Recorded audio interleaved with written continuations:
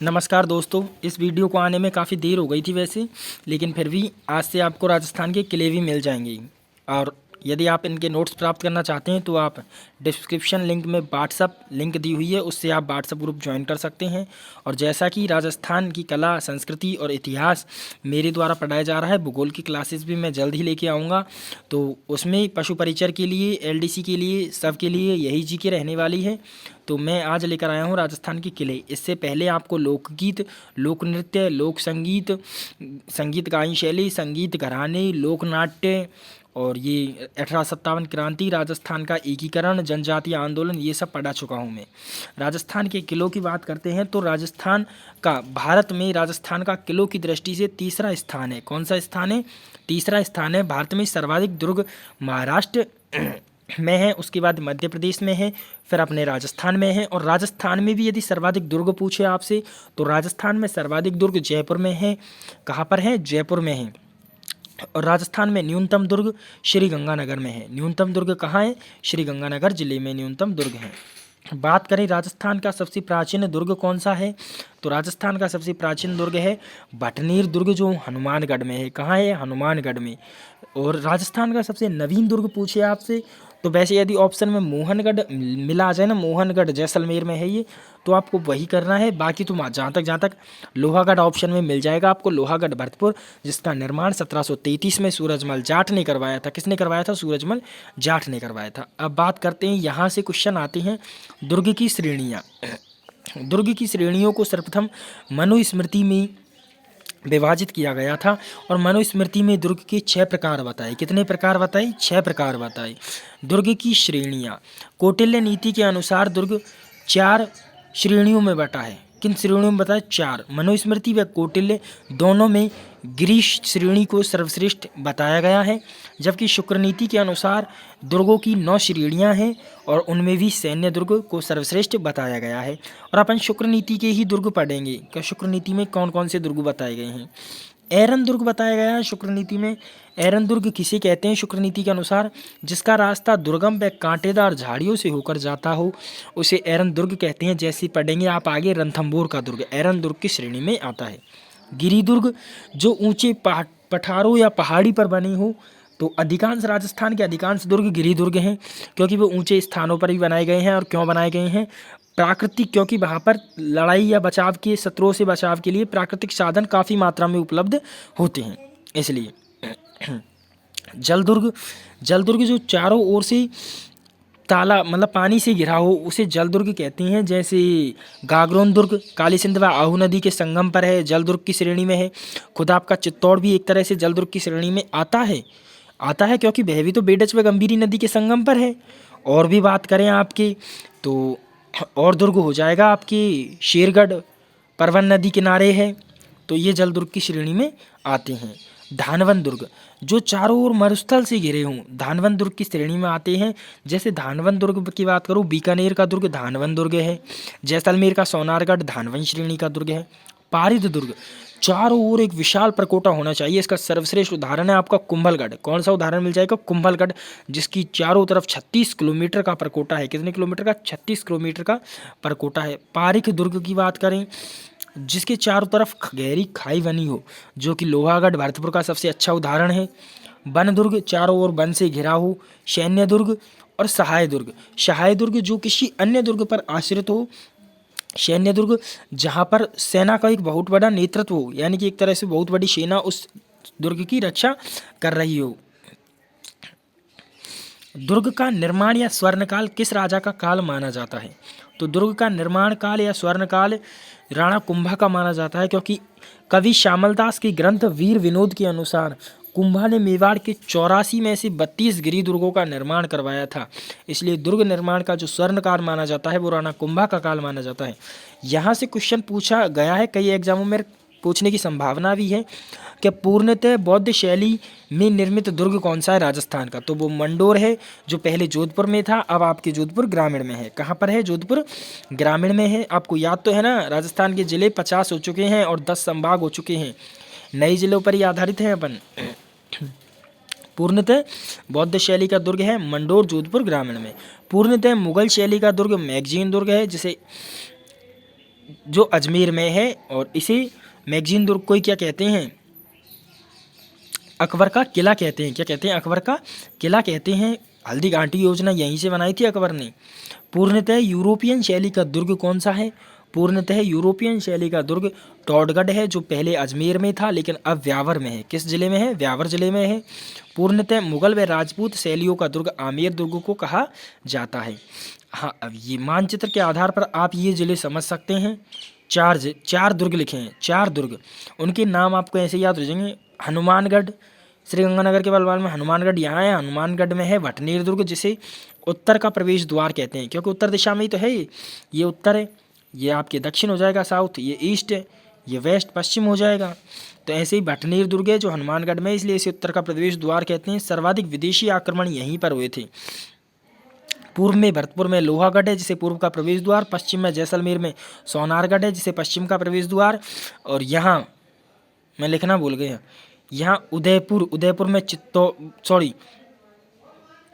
यहाँ है चित्तौड़गढ़। चित्तौड़गढ़ में है आपकी चित्तौड़गढ़ दुर्ग। कौन सा दुर्ग, चित्तौड़गढ़ दुर्ग, जिसे कहते हैं दक्षिण का प्रवेश द्वार। क्या कहते हैं, दक्षिण का प्रवेश द्वार कहते हैं। यहाँ पर है तारागढ़ अजमेर वाला, जिसने सर्वाधिक स्थानीय आक्रमण झेले हैं। ये क्वेश्चन पूछा गया, सर्वाधिक स्थानीय आक्रमण झेलने वाला किला तारागढ़ है, सर्वाधिक विदेशी आक्रमण झेलने वाला भटनेर दुर्ग है। अब बात करते हैं अपन चित्तौड़गढ़ दुर्ग की। क्या क्या प्रश्न चित्तौड़गढ़ दुर्ग के आ चुके हैं और आए हैं। ये प्रश्न आया है, चित्तौड़गढ़ का निर्माण किसने करवाया, तो आपको याद रखना है चित्रांग या चित्रांगद मौर्य ने चित्तौड़गढ़ का निर्माण करवाया। जबकि चित्तौड़गढ़ का जो आधुनिक निर्माण है वो महाराणा कुंभा ने करवाया। चित्तौड़गढ़ चित्रकूट पहाड़ी के मैसा पठार पर स्थित है और यह समुद्र तल से 1850 फीट यानी कि 620 मीटर की लगभग ऊंचाई पर बना है। कौन सी पहाड़ी पर है, चित्रकूट पहाड़ी पर, मैसा पठार पर है। इसकी जो आकृति है दुर्ग की वो व्हेल मछली के समान है। राजस्थान का सबसे बड़ा लिविंग फोर्ट दुर्ग है। लिविंग फोर्ट का मतलब है यहाँ सबसे ज़्यादा प्रजा भी यहीं रहती थी, राजा भी इसी दुर्ग में ही रहते थे। इतना बड़ा ये दुर्ग राजस्थान का सबसे बड़ा लिविंग फोर्ट दुर्ग कहा गया है, क्योंकि इसकी लंबाई 8 किलोमीटर है, चौड़ाई 2 किलोमीटर है। क्षेत्रफल की बात करें तो 27.5 वर्ग किलोमीटर का क्षेत्रफल है इसका। यहाँ खेती भी की जाती है और खेती में भी मुख्यतः सीताफल की खेती की जाती है। यह बेडच व गंभीरी नदियों के संगम पर स्थित है। कौन सी नदियों के संगम पर स्थित है, बेडच व गंभीरी नदियों के संगम पर स्थित है। ये इसे तालाबों का दुर्ग भी कहते हैं, क्योंकि सर्वाधिक तालाब भी यहीं मिले हैं। भीमलत कुंड, रत्नेश्वर कुंड, कुंभ सागर, हाथी सागर तालाब, झाली बावड़ी, ये सभी हैं यहाँ पर। धानवन श्रेणी, मैंने बताया धानवन श्रेणी किसे कहते हैं, जो चारों ओर से मरुस्थल से घिरा हो। केवल वही गुण नहीं है इसमें, शुक्र नीति के अनुसार चित्तौड़गढ़ में केवल धानवन श्रेणी को छोड़कर बाकी सभी श्रेणियाँ मौजूद हैं इस चित्तौड़गढ़ में। चित्तौड़गढ़ के उपनामों से भी क्वेश्चन पूछा गया है। उपनाम, दुर्गों का सिरमौर, चित्तौड़गढ़ को क्या कहते हैं, दुर्गों का सिरमौर। राजस्थान का गौरव किसे कहते हैं, राजस्थान का गौरव चित्तौड़गढ़ को कहते हैं। मालवा का प्रवेश द्वार, दक्षिण का प्रवेश द्वार भी कहते हैं। त्याग, बलिदान व शौर्य का प्रतीक कहते हैं। सर्वाधिक शाखों वाला दुर्ग कहते हैं, क्या कहते हैं, सर्वाधिक शाखों वाला दुर्ग कहते हैं। इस दुर्ग में 7 दरवाजे हैं। कितने दरवाजे हैं, 7। वैसे आपको कोई पूछा नहीं जाएगा आपकी भर्ती में, बाकी पूछ ले तो आपको अगर कोई बच्चा लिखना चाहे तो लिख सकता है। 7 दरवाजे हैं। पांडुपोल है, पांडुपोल के बाद भैरव पोल, भैरव पोल के बाद हनुमान पोल, हनुमान पोल के बाद गणेश पोल, गणेश पोल के बाद जोड़ला पोल, जोड़ला पोल के बाद लक्ष्मण पोल, लक्ष्मण पोल के बाद राम पोल या बड़ी पोल। अब बात करते हैं, क्वेश्चन पूछा जाता है दर्शनीय स्थलों से कि ये दर्शनीय स्थल किस जगह स्थित है। मैंने बताया था अभी दरवाजे, तो ये राम पोल है 7वां दरवाज़ा, जहाँ से किले में एंट्री होती है। इसी के पास में यहीं पर तुलजा भवानी मंदिर स्थित है। कौन सा भवानी मंदिर, तुलजा भवानी मंदिर स्थित है। इसी के पास में एक संग्रहालय है वर्तमान में भी, जो है फतेह प्रकाश संग्रहालय। फिर कीर्ति स्तंभ है, जैन कीर्ति स्तंभ, जो कीर्ति स्तंभ 7 मंजिला है। कितना मंजिला है, 7 मंजिला है। 27 देवरिया मंदिर है, 27 देवरियों का समूह है, इसलिए 27 देवरिया मंदिर कहा गया है। रामपुरा की हवेलियाँ चित्तौड़गढ़ में है। भामाशाह की हवेली चित्तौड़गढ़ में है। श्रृंगार चवरी मंदिर चित्तौड़गढ़ में है। कालिका माता मंदिर चित्तौड़गढ़ में है। मोकल मंदिर है, मीरा मंदिर है, विजय स्तंभ है 9 मंजिला है। कुंभ श्याम मंदिर है। और भी कई चीज़ें हैं, जैसे कि पद्मिनी का महल है, जो पर्यटन का आकर्षण केंद्र है। सर्वाधिक उसी को घूमने जाते हैं, विदेशी पर्यटन होते हैं ना वो। पद्मिनी महल, रावल रतन सिंह का महल है। गोरा बादल महल है भी यहाँ पर है। ऐसे अब पढ़ते हैं विजय स्तंभ के बारे में, क्योंकि विजय स्तंभ से भी क्वेश्चन पूछा गया है। ये आपको याद रखना है। नवलखा बुर्ज व नौलखा भंडार आपके चित्तौड़गढ़ में है, और नोट लगा कर लिख लेंगे। अगर आपसे नौलखा दुर्ग पूछे तो नौलखा दुर्ग झालरापाटन झालावाड़ में है, जबकि नौलखा दरवाजा आपके रणथंभौर दुर्ग में है। किस दुर्ग में है? रणथंभौर दुर्ग में है। विजय स्तंभ की बात करें, विजय स्तंभ 9 मंजिला है। कितने मंजिला है? 9 मंजिला है, और 157 इसमें सीढ़ियाँ हैं, 122 मीटर ऊंचा है। यह महाराणा कुंभा ने बनवाया था 1440 से 1448 के मध्य, और यह सारंगपुर विजय यानी कि मालवा के जो शासक थे उनको हराकर उनकी विजय के उपलक्ष्य में यह दुर्ग बनवाया था। 9 मंजिला है, 122 मीटर इस दुर्ग की ऊंचाई है। इसके जो शिल्पी हैं वो जैता है, और जैता की जो ये अन्य थे नापा पूमा पुंजा देवा जैता के पुत्र हैं। हाँ, 9वीं मंजिल किसी कारण क्षतिग्रस्त हो गई थी, इसलिए इसका 9वीं मंजिल का पुनः निर्माण स्वरूप सिंह ने करवाया था। किसने करवाया था? स्वरूप सिंह ने। 8वीं, इसकी सभी मंजिलों पर मूर्तियां ही मूर्तियां हैं देवी देवताओं की, लेकिन 8वीं मंजिल पर कोई भी मूर्ति नहीं है, याद रखना है। 5वीं मंजिल पर वास्तुकारों के नाम भी लिखे गए हैं, और तीसरी मंजिल पर 9 बार अरबी भाषा में अल्लाह लिखा हुआ है। 15 अगस्त 1949 को यह राजस्थान की पहली इमारत थी जिस पर राजस्थान सरकार ने 1 रुपये का डाक टिकट जारी किया। कब किया? 15 अगस्त 1949 को। इसके उपनाम क्या हैं? कीर्ति स्तंभ कहते हैं, विक्ट्री टॉवर कहते हैं, विष्णु ध्वज है, क्योंकि भगवान विष्णु को समर्पित है ये ध्वज, इसलिए इसे डमरू ध्वज या गरुड़ ध्वज भी कहते हैं। मूर्तियों का अजायब घर कहते हैं, हिंदू देवी देवताओं का पौराणिक ग्रंथ कहते हैं। ये कोई बहुत बार पूछा गया, मूर्तियों का अजायब घर किसे कहते हैं? विजय स्तंभ को कहते हैं। कर्नल जेम्स टॉड ने विजय स्तंभ के बारे में क्या कहा? कर्नल जेम्स टॉड, इसने विजय स्तंभ को कुतुब मीनार से सर्वश्रेष्ठ बताया है। कर्नल जेम्स टॉड ने विजय स्तंभ को क्या कहा है? कुतुब मीनार से भी सर्वश्रेष्ठ है। और फर्ग्यूसन ने कहा है रोम की टार्जन टावर के समान है ये तो। अब बात करते हैं अन्य, जैसे जैन कीर्ति स्तंभ है, 7 मंजिला है। इसका निर्माण जैन जीजा शाह वगेरवाल ने करवाया, और यह आदिनाथ को समर्पित है, इसलिए इसे आदिनाथ स्तंभ भी कहते हैं।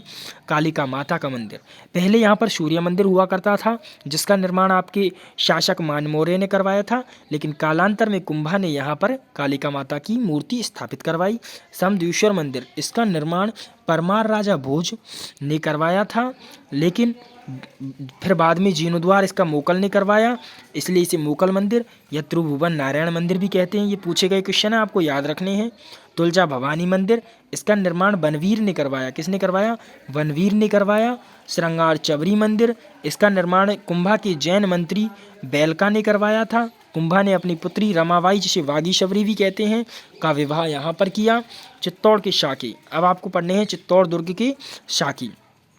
चित्तौड़ के साके, चित्तौड़गढ़ में 3 साके हुए हैं, पहला साका, दूसरा साका, तीसरा साका। तिथि आपको याद रखनी है। प्रथम साका 26 अगस्त 1303 को हुआ, जब रतन सिंह यहाँ के शासक थे चित्तौड़गढ़ के, और आक्रमण किया था अलाउद्दीन खिलजी ने, लेकिन रतन सिंह को केसरिया करना पड़ा और पद्मिनी को जौहर करना पड़ा। जब केसरिया और जौहर साथ में होता है तभी वह साका कहलाता है, ठीक है। दूसरा जौहर यानी कि दूसरा साका 8 मार्च 1534 को हुआ। उस समय शासक विक्रमादित्य था, रानी थी कर्मावती। आक्रमण बहादुर शाह ने किया, लेकिन जौहर करना पड़ा कर्मावती को। कर्मावती विक्रमादित्य की माँ थी, याद रखना, विक्रमादित्य की माँ थी। विक्रमादित्य को भेज दिया और केसरिया किया था रावत बाघ सिंह ने। ये देवलिया के थे ठाकुर बाघ सिंह। तीसरा साका 25 फरवरी 1567 को हुआ, जब यहाँ के राजा थे उदय सिंह जी, महाराणा प्रताप के पिताजी, लेकिन आक्रमण किया अकबर ने, और यहाँ पर ये दुर्ग संभला कर चले गए थे। ये फत्ता सिसोदिया, जयमल राठौड़ और कल्लाजी राठौड़ को, और जौहर किया था फूल कंवर ने। यह फत्ता जी की पत्नी थी फूल कंवर, इन्होंने जौहर किया। फत्ता सिसोदिया, जयमल राठौड़ और कल्लाजी राठौड़ ने जौहर किया। हाँ, फत्ता सिसोदिया की जो छतरी है ना, वो मैं आपको बता दूं रामपोल पर है। रामपोल दुर्ग के पास फत्ता सिसोदिया की छतरी है। जयमल राठौर और कल्लाजी राठौड़ की छतरियां हैं ना, वो आपकी कहाँ पर हैं? हनुमानपोल पर हैं। रावत बाघ सिंह की छतरी आपके पांडुपोल पर है। ये बहुत डीपली नॉलेज है, लेकिन ये आपके आएगी नहीं एग्जाम में। धन्यवाद, मिलते हैं दुर्गों की अगली वीडियो में।